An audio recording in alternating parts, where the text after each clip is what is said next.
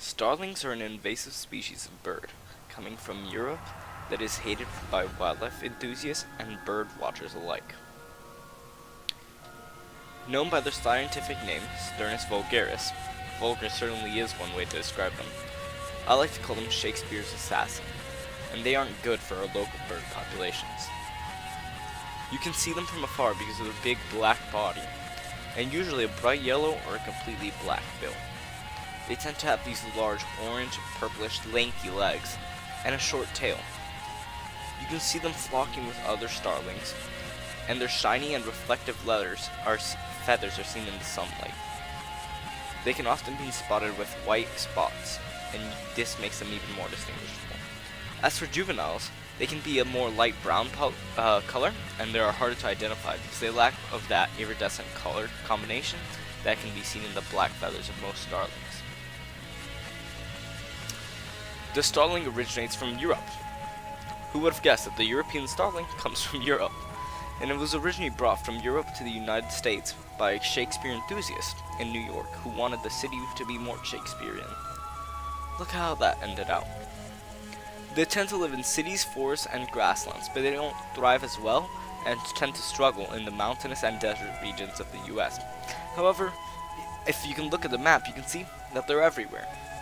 Because they're such a successful species that they tend to live wherever in the United States and even in Canada and Mexico, as you can see from this picture. So why are starlings so bad? Well, starlings outcompete our native birds for nesting sites, which means that they displace the nesting birds and take away what they were going to use as their nest, which means that they have to expend more energy to find another nest, and that can lead to their untimely deaths. You see, they kill the nesting birds in order to get the nest that they want, and our native bird populations obviously suffer since they're dead or they can't build the nest themselves.